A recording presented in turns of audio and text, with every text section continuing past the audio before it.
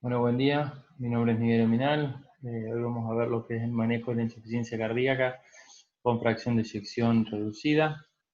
A modo de definición, la insuficiencia cardíaca es un estado fisiopatológico en el cual algún tipo de disfunción provoca una incapacidad para mantener el gasto cardíaco y suplir los requerimientos metabólicos necesarios del organismo. Este síndrome está caracterizado por síntomas y signos. Los síntomas capitales son la disnea y la astenia, y los signos son edema, significación yugular, orales crepitantes, bueno, toda consecuencia de una anomalía funcional o estructural a nivel cardíaco. En cuanto a la epidemiología, representa un 1 a 2% de incidencia en la población adulta, en lo que son los países desarrollados, aunque aumenta más del 10% en las personas mayores de 70 años. Al menos la mitad de los pacientes con insuficiencia cardíaca tiene disfunción sistólica del VI y la enfermedad coronaria es la causa más frecuente a nivel mundial. La clasificación actual vigente, que en este momento se encuentra en revisión, es esta, que clasifica la insuficiencia cardíaca en 3 grupos, lo que es la insuficiencia cardíaca con fracción de eyección reducida, que es la que vamos a hablar hoy, fracción de rango intermedio y fracción de eyección reservada o conservada. Por supuesto, siempre se define por la presencia de síntomas y signos. En este caso se divide según la fracción de eyección. En esta clase vamos a hablar de lo que es fracción de eyección reducida, o sea, menor a 40% por los diferentes métodos. A diferencia de la insuficiencia cardíaca con fracción de eyección preservada, en este caso, digamos que la diferencia que tiene un perfil epidemiológico y etiológico totalmente distinto. Los pacientes con insuficiencia cardíaca preservada son mayores, de edad más avanzada, más frecuentes mujeres y sobre todo obesos, tienen menor probabilidad de enfermedad coronaria y mayor de hipertensión y FA, y los pacientes con insuficiencia cardíaca con FA preservada tienen mejor pronóstico que aquellos con FA reducido. En cuanto a la fisiopatología, las consecuencias que sobrevienen en los miocitos y la matriz extracelular tras una lesión miocárdica resultan en un remodelado patológico del ventrículo, lo que lleva a una dilatación y contractilidad deteriorada, indicador fundamental de la reducción de la fracción de eyección. Lo que caracteriza la disfunción sistólica no tratada es el empeoramiento progresivo de estos cambios, con un agrandamiento cada vez mayor y una disminución progresiva de la fracción de sección. O sea, estos cambios inicialmente son compensatorios, pero deleterios a largo plazo. Dos mecanismos explican esta progresión. Uno es la ocurrencia de episodios sucesivos que llevan a mayor muerte de miocitos, como puede ser episodios recurrentes de infarto o microinfartos, y las respuestas sistémicas inducidas por la disminución de la función sistólica, especialmente la activación neurohumoral, o sea, el sistema renina-angiotensina-aldosterona y el sistema nervioso simpático, que como recién decía, son sistemas compensatorios, a largo plazo terminan siendo deleterios. ¿Cuáles son las causas, las entidades que llevan a insuficiencia cardíaca? Son múltiples. Las más frecuentes pueden ser la hipertensión arterial, lo que son las miocardiopatías, con todas las que entran en ese grupo, las valvulopatías, la cardiopatía isquémica y las cardiopatías congénitas. Tienen como vía final común la insuficiencia cardíaca en lo que es la evolución natural. Este es un registro, un registro en el cual digamos, de muchos ensayos clínicos de insuficiencia cardíaca entre el 86 y el 2005, y fíjense, en la tabla tienen todos los ensayos clínicos que fueron incluidos con 43.000 pacientes. Fíjense que la prevalencia en este registro de enfermedad coronaria fue del 62%. O sea, lo que decimos, 2/3 de los casos generalmente se ven enfermedad coronaria. Este es el registro del REARC-HIC, que es un registro nacional. Estos son los datos iniciales, pero esto es publicado en 2017. Y en este caso también se puede ver que la cardiopatía isquémica es la causa principal, aunque con una prevalencia menor. En estos casos hay que tener en cuenta que esto debe ser seguro asociado a que, bueno, en los pacientes con insuficiencia cardíaca no siempre se estudia la enfermedad coronaria como se debería. Bien, en lo que es al diagnóstico de la insuficiencia cardíaca, la recomendación es que se requiere que se cumplan 3 condiciones: síntomas típicos de insuficiencia cardíaca, signos típicos de insuficiencia cardíaca y fracción de sección reducida, como decíamos, menor a 40. Bueno, los síntomas, tenemos síntomas específicos y síntomas menos específicos: disnea, ortopnea, disnea paroxística nocturna, intolerancia al ejercicio, fatiga y, bueno, y edemas, sobre todo bimalleolares, y otros menos específicos: tos, sibilancias, confusión, decaimiento, bueno, etc.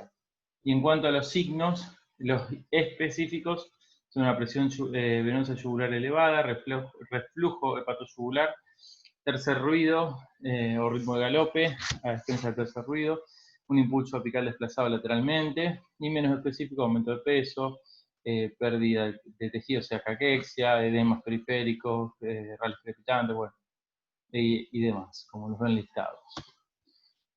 Otros métodos complementarios que hacen al diagnóstico, bueno, el electrocardiograma, donde podemos ver el ritmo, los trastornos de conducción, la frecuencia, el signo de hipertrofia, signos de fibrosis, para hacer una etiología.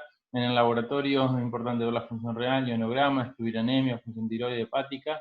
Y en la radiografía, si bien su uso es limitado, es útil para identificar otras causas que explican los síntomas, sobre todo la disnea, y puede haber disfunción sistólica sin cardiomegalia, que no es lo más frecuente, pero se ve.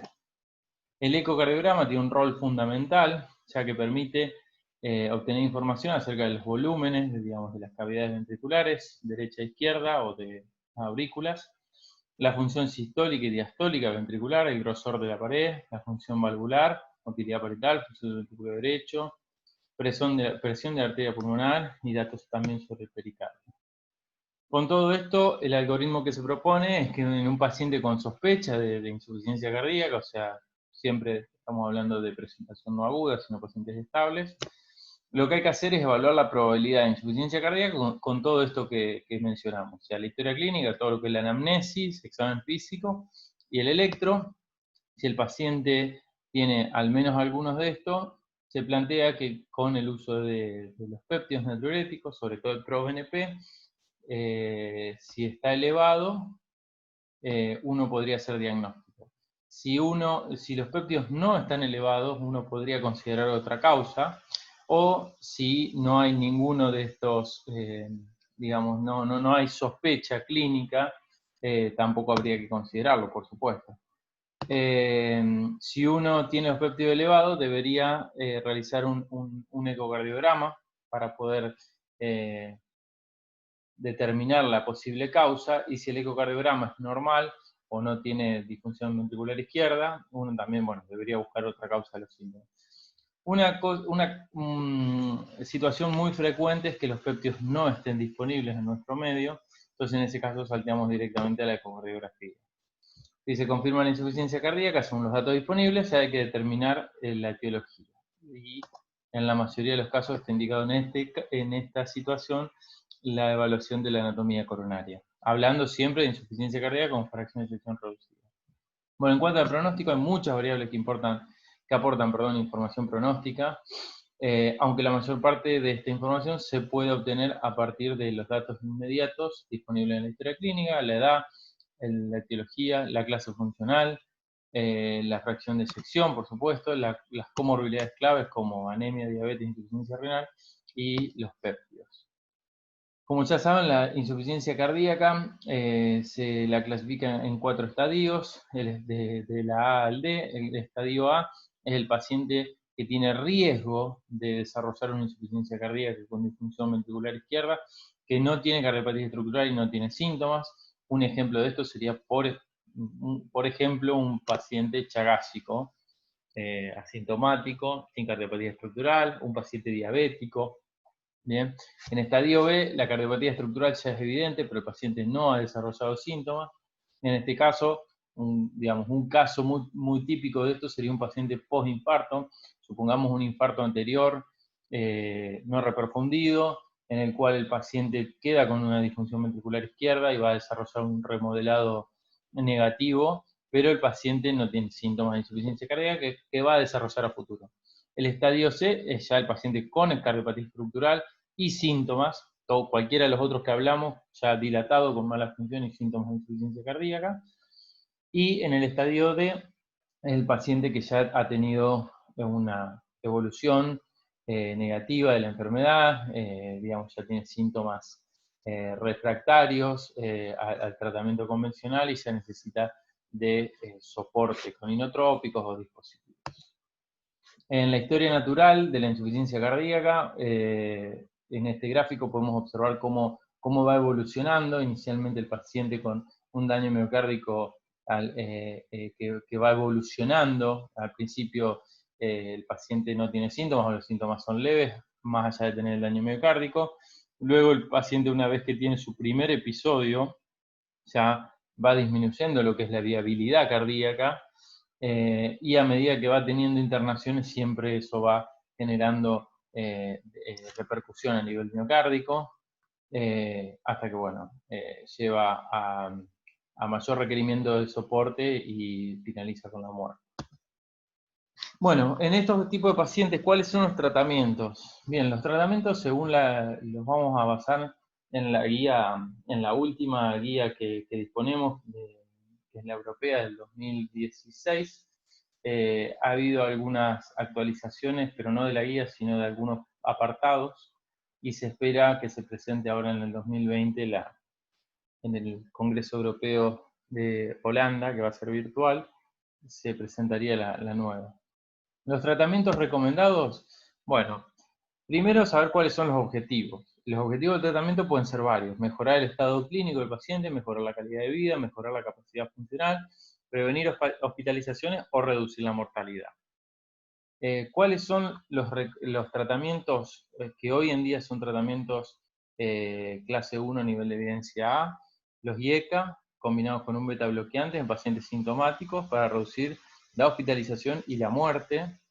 Se recomienda también un beta bloqueante combinado con un IECA en pacientes con insuficiencia cardíaca, con PEI reducida, sintomáticos, para disminuir también los eventos combinados, y los antialdosterónicos en pacientes que permanecen sintomáticos a pesar de tener un tratamiento con beta bloqueantes y IECA, también para reducir los eventos combinados. Esto, ahora vamos a ver de dónde salen esas indicaciones. En cuanto a los IECA, bueno, reduce la morbimortalidad de los pacientes con insuficiencia cardíaca y fracción de eyección reducida, y están recomendados para pacientes sintomáticos siempre que no haya contraindicaciones o intolerancia. La dosis de los IECA debe aumentarse hasta alcanzar la dosis máxima tolerada, al objeto de conseguir una adecuada inhibición del sistema renina-angiotensina-aldosterona. También están recomendados para pacientes con disfunción del VI asintomática para reducir el riesgo de desarrollo de los síntomas, de hospitalizaciones y de muerte. Esto vamos a ir viendo, si bien de los IECA hay muchísimos estudios, vamos a ir viendo, repasando por arriba los más importantes. Consensus, uno de los primeros estudios en fines de la década del 80, evaluó la utilidad del enalapril versus placebo en pacientes hospitalizados por insuficiencia cardíaca, o sea, en clase funcional 4, y fíjense que en ese momento vamos a ir viendo siempre el tratamiento concomitante, digamos, cómo estaban los pacientes tratados en ese momento. Fíjense que en ese momento eran muchísimos pacientes con diuréticos y 2/3 con digoxina. Como se ve en la gráfica, este estudio desde el inicio se observó una mejoría significativa para los pacientes en la rama de enalapril, y tuvo una interrupción temprana, ya que marcó una reducción del riesgo relativo de muerte del 40%. Posteriormente también el estudio SOL, que fue ya también a inicio de la década del 90, este estudio tiene distintas ramas, lo que es SOL Prevention y SOL Treatment. En este caso, la rama de tratamiento comparó el enalapril también contra placebo en 2.500 pacientes, insuficiencia cardíaca con mala función, menos de 35 de fracción de eyección y clase funcional de 1 a 4, o sea, pacientes sintomáticos.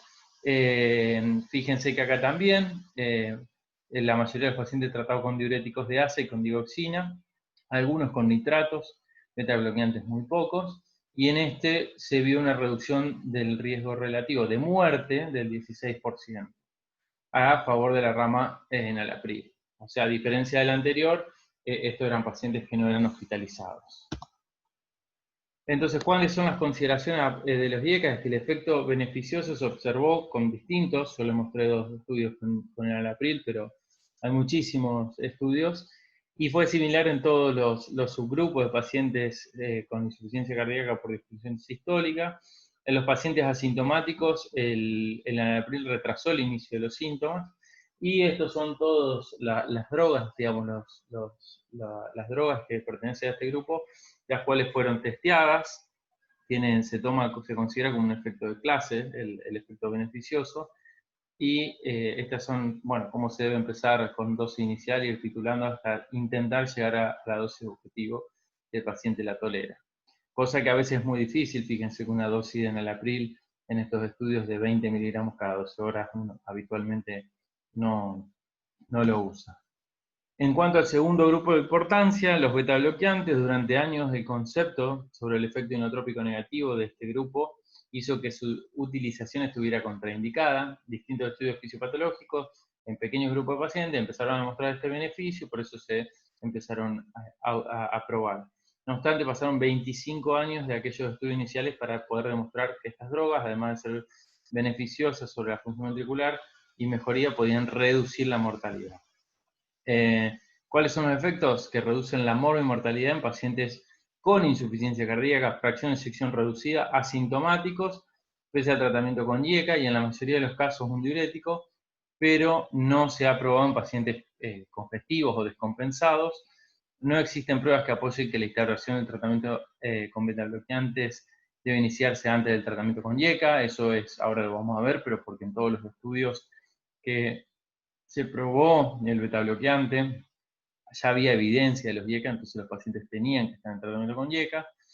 El tratamiento con beta-bloqueante debe instaurarse en pacientes clínicamente estables a dosis baja y después ir titulando gradualmente hasta la dosis máxima tolerada, como en el caso de los IECA también. Y los beta-bloqueantes están recomendados para pacientes con historia de infarto de miocardio y función sistólica del ventrículo izquierdo asintomática para reducir el riesgo de muerte.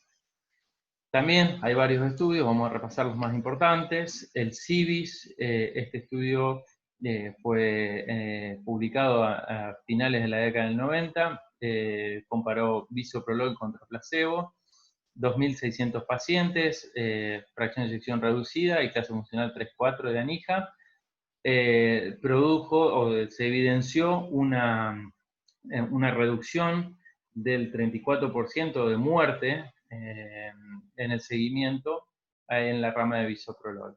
Si ustedes se fijan, con un número necesario de tratar de 8, que es bastante bajo, si ustedes se fijan en el tratamiento concomitante, la mayoría de los pacientes estaban con diuréticos y con un IECA. O sea que es por eso lo que decimos de que el beta-bloqueante siempre se debe dar en un paciente que ya recibe IECA.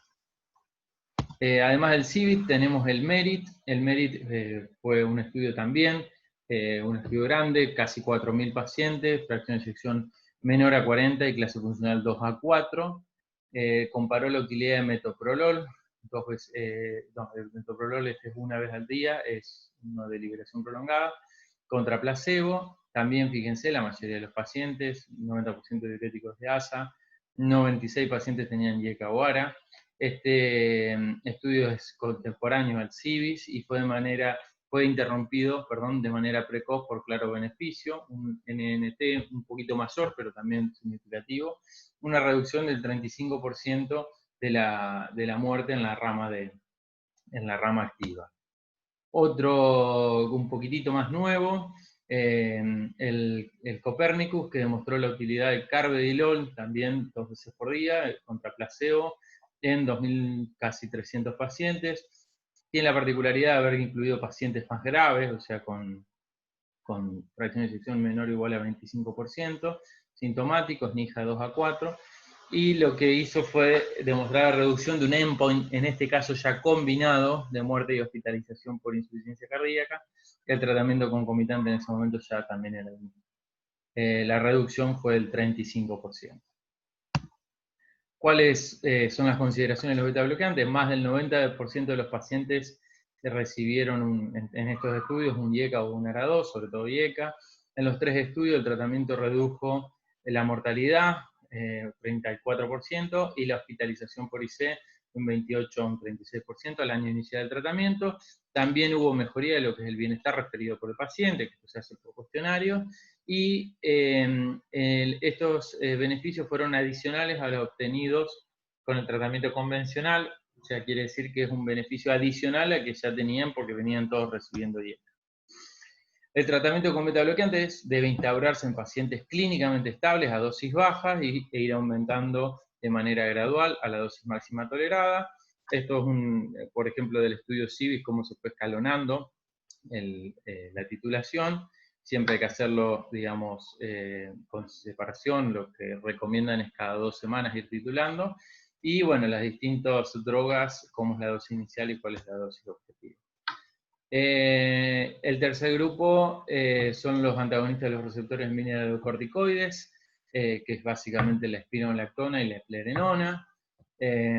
Estos bloquean los receptores que fijan la aldosterona. Se recomiendan estas drogas para pacientes con insuficiencia cardíaca con fracción de eyección reducida, sintomáticos, a pesar de estar en tratamientos con IECA y con beta-bloqueantes, fracción de eyección menor a 35 para reducir la mortalidad y las hospitalizaciones por insuficiencia cardíaca.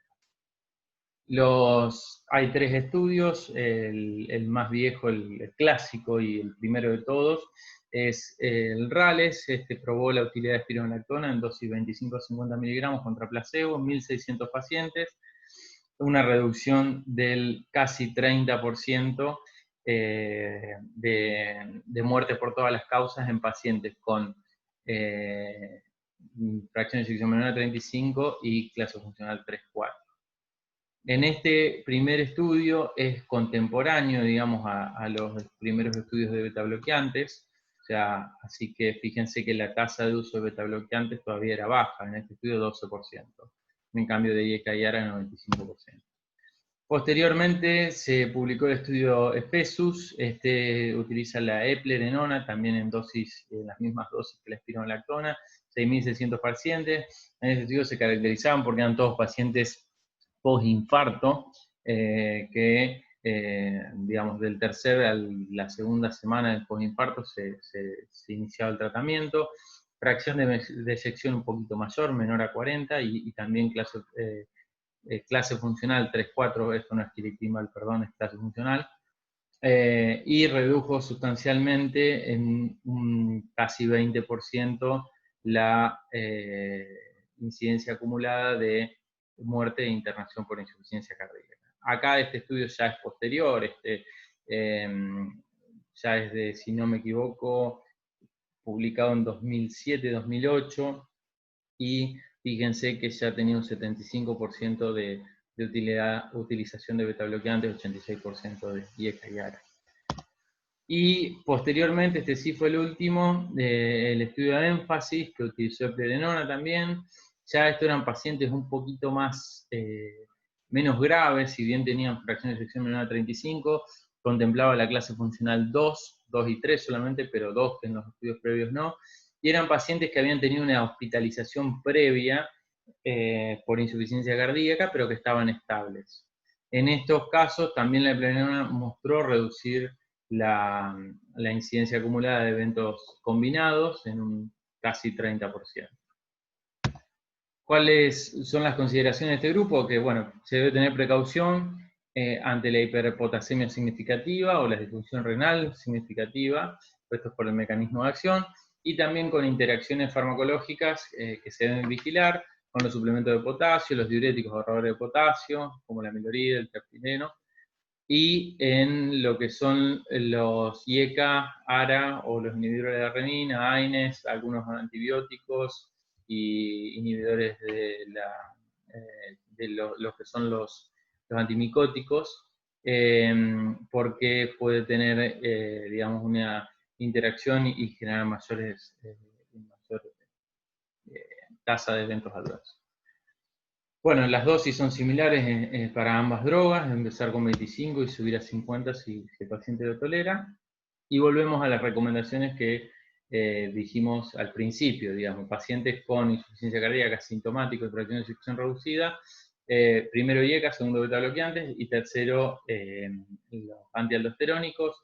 Las tres drogas son clase 1 a nivel de evidencia A porque, bueno, el beneficio es sustancial y hay más de un estudio que avalan más de un estudio de ensayo clínico aleatorizado y también hay metaanálisis de todo esto.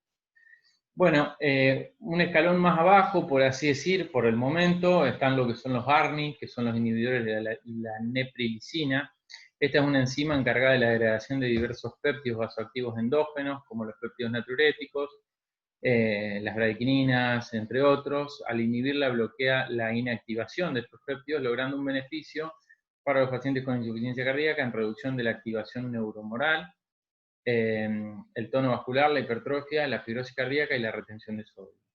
La angiotensina 2 también es un sustrato de la neprilicina y al inhibir únicamente la neprilicina se induce una activación del sistema del eje, digamos, sistema renina-angiotensina-aldosterona. La molécula que se probó como inhibidor de neprilicina es el LSZ696, que es el famoso Entresto. Es una molécula que combina fracciones de valsartán con sacubitril. El valsartán, como mencionaba previamente, se agrega por el efecto de la angiotensina, que también es un sustrato de la neprilicina. Bueno, el estudio capital que demostró el beneficio de esta droga es un estudio publicado hace pocos años, 5 o 6 años atrás, que es demostrar la utilidad del sacubitril o valsartán a dosis crecientes de 50 a 200 miligramos cada 12 horas, en comparación con el april, también a dosis crecientes, llegando a una dosis máxima de 10 miligramos cada 12 horas, en 8.442 pacientes con fracción de eyección menor a 40 inicialmente, después el protocolo tuvo una enmienda y se redujo a menor a 35, y clase funcional 2 a 4. El endpoint fue combinado, fue diseñado para un endpoint combinado de muerte y hospitalización por insuficiencia cardíaca, y fíjense que en estos pacientes el beta bloqueante era 93%, digamos, los pacientes ya lo recibían, y casi un 60% antialdosterónico. Obviamente IECA o ARA no está contemplado, ya que es parte del tratamiento. Fíjense que la rama activa del sacubitril o valsartán demostró una reducción del 20% de la incidencia acumulada de endpoint primario, y el beneficio se empieza a ver desde las fases tempranas. Hay algunos puntos claves de este estudio. La evidencia y la eficacia de esta droga quedó claramente demostrada en cuanto a la reducción de todos los tipos de mortalidad, que eso es muy importante. Redujo la mortalidad por cualquier causa, bueno, que eso es sumamente importante, un 15, un 16%, la mortalidad de causa cardiovascular, perdón, un 20%, la muerte súbita un 20%, y la muerte por empeoramiento de la insuficiencia cardíaca un 21%. Asimismo, también demostró significativamente ser superior en el april en relación a la progresión de la enfermedad, ya que requirió menor intensificación del tratamiento de la insuficiencia cardíaca, menor número de visitas a urgencias por insuficiencia cardíaca, menor estancia en cuidado intensivo, menor hospitalizaciones totales por insuficiencia cardíaca o totales por causa cardiovascular o totales por cualquier causa. O sea que fue, digamos, muy contundente. ¿Cuáles son algunas consideraciones que se debe tener con esta droga? Es que al iniciar el tratamiento se deben tener en cuenta que si el paciente se encuentra en tratamiento con un IECA o un ARA, puede no ser necesario iniciar con dosis bajas. Si el paciente no toma IECA o ARA y si tiene una sistólica menor a 110 o un filtrado glomerular menor a 60, siempre se debe iniciar con dosis bajas. La transición de un IECA al sacubitril o valsartán se realiza dejando un periodo de aclaramiento de al menos 36 horas entre la suspensión del IECA y el inicio del sacubitril o valsartán, y si el paciente está recibiendo un ARA no es necesario dejar ese periodo de aclaramiento, sino que se puede reemplazar en la siguiente dosis por el sacubitril o valsartán. Como había dicho, 3 dosis, la dosis en realidad ahí está 24 miligramos de sacubitrilo 26 de Valsartán, pero el comprimido viene 50 miligramos. O sea, empezar con 50 miligramos cada 12 horas, subir a 100 miligramos cada 12 horas, hasta llegar a una dosis óptima de 200 miligramos cada 12 horas. ¿Cuál es la recomendación de la última guía? La recomendación es que esta asociación de sacubitril/valsartán está recomendando en pacientes como sustituto a un IECA para reducir adicionalmente el riesgo de hospitalización y muerte en pacientes con insuficiencia cardíaca, con fracción de eyección reducida, que permanecen sintomáticos a pesar del tratamiento con IECA, con beta bloqueantes y con un antialdosterónico. Clase 1, nivel de evidencia B. En el momento que se publicó esta guía, era el único trial que teníamos disponible con los inhibidores de la nefriticina. Esto probablemente tenga una actualización en la próxima guía. De todos modos, la evidencia es sustancial. Y bueno, ¿cuál es? Simplemente esto para nombrar, hay 2 estudios que fueron publicados el año pasado con esta droga, que si bien son estudios con endpoint, digamos, blandos, porque compararon sobre todo la reducción del ProBNP y no de eventos duros, pero bueno, siguen demostrando la utilidad. El Pioneer es lo único que comparó es instaurar el sacubitril/valsartán previo al alta o post alta, y se ve que con los pacientes que se instaura previamente, la reducción del NT-proBNP es sustancial, y el transition es en pacientes, digamos, tras una descompensación, en pacientes estables, también hay reducción muy significativa de lo que es los niveles de NT-proBNP. Bueno, antes de esto, obviamente que las guías son claras, y las recomendaciones de las guías son hechas en base a la evidencia, pero bueno, a veces uno en la práctica diaria hay cosas que las modifica. O sea, ¿qué quiero decir? Hasta acá lo que tenemos de evidencia es que uno tiene que empezar con un IECA, si el paciente sigue sintomático, iniciar con un betabloqueante, y si a pesar de eso sigue sintomático, iniciar con un antialdosterónico, y eso es claro. Y eso es en base al diseño de los ensayos clínicos, como que demostraron esa evidencia. Ahora, a veces uno, y muy frecuentemente más que a veces, uno indica el antialdosterónico en pacientes que están asintomáticos. Y eso es algo digamos, en la práctica clínica, yo diría que de rutina. Lo cual no está mal, pero ¿por qué no es eso? Recomendación no es la de la guía, porque en pacientes asintomáticos no se demostró. De todas maneras, uno tiene que tener en cuenta que a veces la adherencia a la farmacoterapia es mayor cuando uno, por ejemplo, tras una descompensación o tras el diagnóstico, al paciente se le indican los fármacos todos juntos o en una, digamos, en una fase precoz y no ir agregando. Pero bueno, eso es la vida real más que los ensayos clínicos. Bueno, en cuanto a otros tratamientos que solamente son para pacientes seleccionados, tenemos los diuréticos. A diferencia de todos los que estuvimos hablando previamente, los diuréticos no han demostrado efectos en la morbimortalidad de los pacientes. No obstante, alivian la disnea y el edema. Por esta razón se recomiendan en pacientes con signos y síntomas de congestión, independientemente de la fracción de eyección. Los diuréticos de asa producen una diuresis más intensa y corta que las tiazidas, aunque actúan de manera sinérgica y se pueden emplear sobre todo en pacientes con resistencia a los diuréticos. El objetivo es aliviar los síntomas y alcanzar una euvolemia con la dosis más baja posible. La dosis de diurético debe ajustarse a las necesidades individuales de cada momento, y en los pacientes euvolémicos o hipovolémicos seleccionados puede suspenderse el tratamiento temporalmente. O sea, el tratamiento con diurético, resumiendo, es a medida. Bueno, la furosemida es el que más se utiliza, la torasemida no la tenemos disponible en nuestro medio, también es muy utilizada, y después la hidroclorotiazida de indapamida para pacientes muy, muy seleccionados. Bueno, lo que dicen las guías, está recomendado para mejorar los síntomas y la capacidad del ejercicio, es recomendación clase 1 nivel de evidencia B, y para reducir el riesgo de hospitalización en pacientes con signos y síntomas de congestión, bueno, es una clase 2A nivel de evidencia B. Los antagonistas de los receptores de la angiotensina, o sea, los ARA, no hay una evidencia que muestra que sean superiores a los IECA, ni tampoco que sean equivalentes. Esto es muy importante, porque los IECA, por lo tanto, deben seguir siendo utilizados como como drogas de primera elección, y solo debe plantearse su reemplazo en pacientes que presentan intolerancia o contraindicaciones. En lo que es la vida real, la utilización de ARA es mucho mayor a lo que se debería. A veces porque uno está familiarizado, o porque a alguno le gusta más la droga, o por la vida media, pero la evidencia avala el uso sigue hablando del uso de los IECA como primera instancia. En cuanto a lo que es la evidencia, tenemos algunos estudios, vamos a verlo muy rápidamente.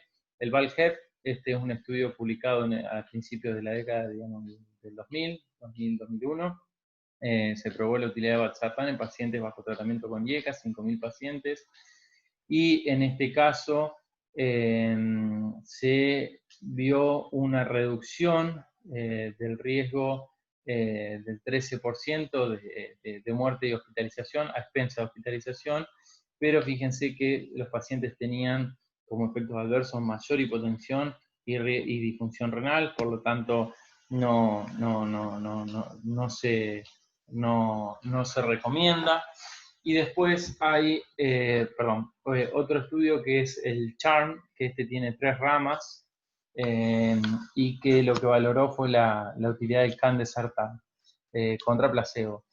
La diferencia es que también la utilidad en pacientes que se agrega el CHARM, en este CHARM adicional, digamos, en esta rama se agrega el candesartán al IECA, no hay claros beneficios, o sea, los beneficios son, si bien son significativos, lo que es el riesgo-beneficio, hay mucho mayor incidencia de hipotensión y disfunción renal, por lo cual todavía se discute si en pacientes muy seleccionados, pero de manera global no estaría recomendado utilizar los dos. Sí, cuando usamos como alternativa en pacientes con intolerancia a los IECA, ahí fíjense que sí se reduce la internación y por insuficiencia cardíaca y muerte en este estudio, que es la rama alternativa del CHARM, sí se redujo un 23% la tasa de eventos combinados. Pero bueno, en este caso, pacientes con intolerancia a IECA, en los anteriores adicional al IECA. Por lo tanto, se recomiendan los ARA en pacientes para reducir el riesgo de hospitalización y muerte, pacientes sintomáticos que no toleran los IECA, que obviamente vienen tratados con un beta-bloqueante y un antialdosterona. Bien, la dioxina. Bueno, la dioxina es un medicamento que se utilizaba mucho. Si ustedes vieron los primeros estudios, consensus y demás, había un altísimo porcentaje de pacientes que utilizaban la dioxina. Demostró ser útil en pacientes con disfunción ventricular izquierda sintomática, ritmo sinusal y con tratamiento previo que incluye IECA y diuréticos. En esos pacientes produce mejoría y reducción de las internaciones, pero no reducción de la mortalidad. En pacientes con síntomas y FA puede ser útil para reducir la frecuencia ventricular, nada más que eso, y debido a su distribución y aclaramiento se debe tomar precauciones, sobre todo en mujeres, ancianos y pacientes con disfunción renal. El estudio DIC es el estudio más importante, este es el estudio que yo les mencionaba, casi 7.000 pacientes con fracción de sección menor a 45 y clase funcional 1 a 4 en ritmo sinusal, en tratamiento con IECA y diuréticos, redujo el endpoint combinado, pero en realidad a expensas solamente de internaciones por insuficiencia cardíaca, no mortalidad, en un 28%, con un número necesario de tratar para evitar una internación de 13. De todas maneras, es muy importante contemplar de que estos pacientes en ese momento eran pacientes con una expectativa de vida mucho menor a la actual, y que eran pacientes que solamente venían en tratamiento con IECA.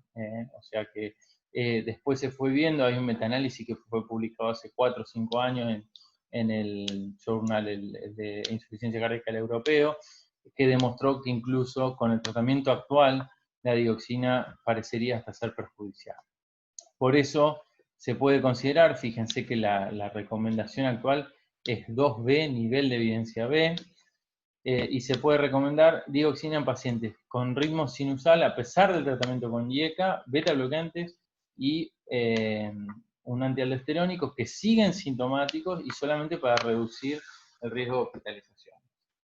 Después tenemos los inhibidores del canal IF, que es la ivabradina. Lo que hace es, esta droga ralentiza la frecuencia cardíaca, inhibiendo los canales IF en el nódulo sinusal, por lo que solo se debe emplear en pacientes en ritmo sinusal. Demostró reducción de la variable combinada de mortalidad y hospitalizaciones por insuficiencia cardíaca en pacientes sintomáticos con fracción de eyección menor al 35%, en ritmo sinusal y que persistían con una frecuencia cardíaca mayor a 70, a pesar del tratamiento convencional. El estudio es el estudio SHIFT. Este estudio demostró la utilidad de dosis crecientes de ivabradina de 5 hasta llegar a 7,5 miligramos cada 12 horas contra placebo, 6.500 pacientes, internación previa por insuficiencia cardíaca, y tenían que tener, como yo le decía recién, un ritmo sinusal, frecuencia cardíaca de 70 para arriba, con la dosis máxima tolerada de beta bloqueante. En estos pacientes se demostró una reducción del endpoint primario a expensas sobre todo de también hospitalizaciones por insuficiencia cardíaca. Fíjense que se redujo un reingreso por insuficiencia cardíaca de un 26%, en cambio en la mortalidad no fue significativo, con un intervalo de confianza que cruza la nulidad. ¿Cuál es la recomendación? Bueno, lo que decíamos siempre, reducir el riesgo de hospitalización en pacientes con fracción de eyección menor a 35, ritmo sinusal, frecuencia cardíaca mayor a 70 a pesar del tratamiento. ¿Cuáles son los tratamientos no recomendados? Vamos a ir rápidamente con esto. Los antagonistas cálcicos, estos son estudios de la década del 90. Diltiazem en realidad es un subgrupo, en pacientes post-infarto con insuficiencia cardíaca, independientemente de la fracción de eyección. Solamente 490 pacientes tenían disfunción ventricular izquierda. Se evidenció mayor incidencia de eventos cardiovasculares y muerte en pacientes con disfunción ventricular a los que se le administró diltiazem. Por lo tanto, hoy en día están contraindicados con la disfunción ventricular izquierda. El alisquiren, que es un inhibidor de la renina, también aumentó los eventos adversos en este subgrupo de pacientes, sobre todo hipotensión y deterioro de la función renal, adicionado al tratamiento, digamos, con IECA-ARA, así que no se recomienda. Y bueno, otros estudios que se han probado, estatinas, anticoagulantes orales, bueno, todos dieron negativos.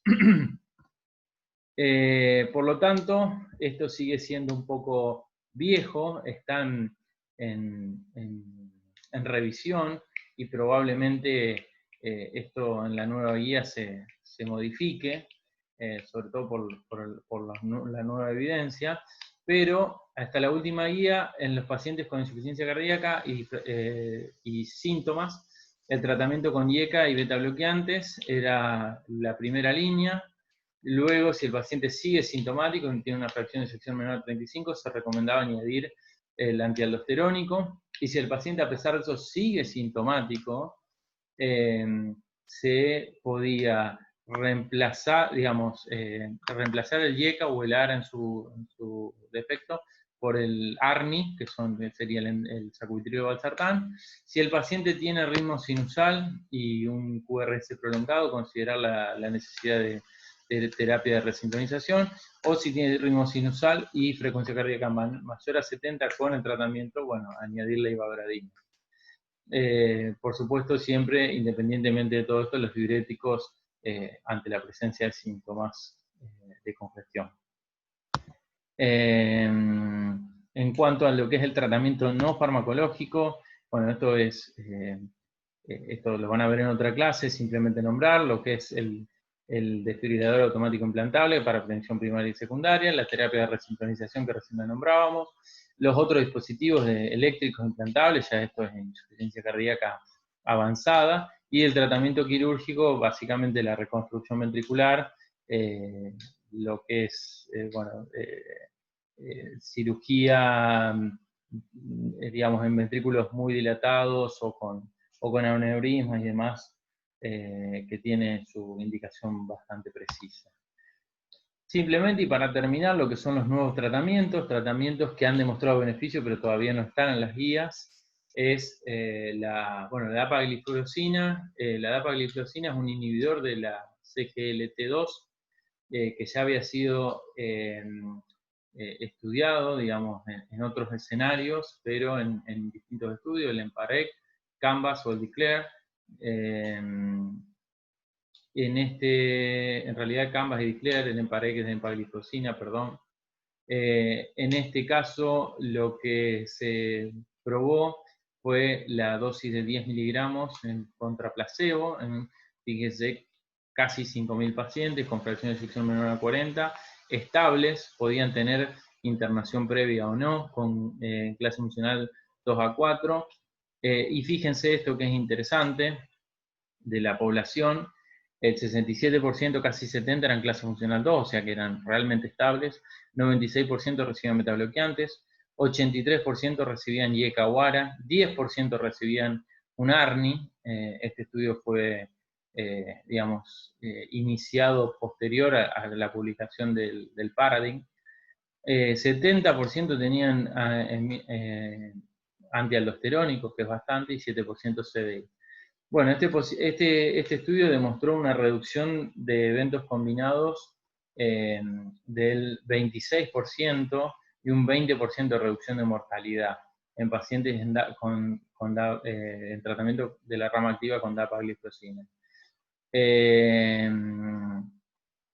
Bien, y el otro estudio recientemente publicado, se publicó, el estudio de DAPA, perdón, se publicó el año pasado en el europeo, en el 2019, en París, y el Victoria se publicó este año en el Congreso Americano. La droga es vericiguat, es un estimulante oral de la guanilato ciclasa que genera un efecto vasodilatador. Se compararon dosis crecientes hasta llegar a 10 miligramos contra placebo en 5.000 pacientes con fracción de eyección menor a 45, o sea, pacientes un poquito con mejor función ventricular, pero que todos tenían una internación reciente, o sea, se tenían que aleatorizar en un periodo no mayor a 30 días post internación por una descompensación. Fíjense que, a diferencia del DAPA, 40% en clase funcional 3 es bastante, y el tratamiento era más o menos similar, un poco más de ARNI, había 15%, y bastante CDI para lo que son los estudios de insuficiencia cardíaca, 32%. Y en se demostró un beneficio, una reducción de eventos combinados del 10% en pacientes más graves. Estas dos drogas, bueno, la DAPA tuvo mayor impacto, sobre todo por la reducción y porque eran pacientes más estables, pero estas dos drogas todavía, bueno, de hecho vericiguat no está, todavía no está, no es una droga que se esté comercializando. La dapagliflozina sí, que es el famoso Forxiga, porque es una droga que bueno, inicialmente se desarrolló para el tratamiento de la diabetes, así que ese ya se encuentra en uso, pero todavía no hay una recomendación clara por las guías. De todas maneras, lo que se propone es que la dapagliflozina une mínimo escalón por debajo de lo que son los ARNI, los cuales seguramente suban el nivel de evidencia, y en aquellos pacientes que siguen sintomáticos y que, a pesar de haber estado en tratamiento con digamos, IECA, ARA, ARNI, beta bloqueantes y un antialdosterónico, y tienen una internación, se podría utilizar el vericiguat. De todas maneras, esto todavía son indicaciones que están en discusión y bueno, no están validadas por ninguna guía. Para mencionar simplemente drogas que están en estudio, hay otros inhibidores de la CGLT2, que es la empagliflozina y la sotagliflozina. En la empagliflozina hay un estudio que ahí está mal escrito, es EMPEROR, la rama reducida de fracción de eyección, y el SOLOIS, que son estudios que ya se han finalizado, pero no están publicados. El EMPEROR se va a publicar ahora en el Congreso Europeo. Después hay activadores de la miocina cardíaca, como el omecamtiv mecarbil. Este es un estudio también que se llama Galactic, que recién acaba de finalizar y todavía no ha sido publicado. Y después hay otros que son los aglutinantes de potasio, que es el patiromer. Esta droga ya está En Europa ya se está comercializando, en realidad con otra indicación, pero hay estudios en curso, bueno, en esta población. Así que bueno, eso es todo. Muchas gracias y bueno, espero que se haya entendido.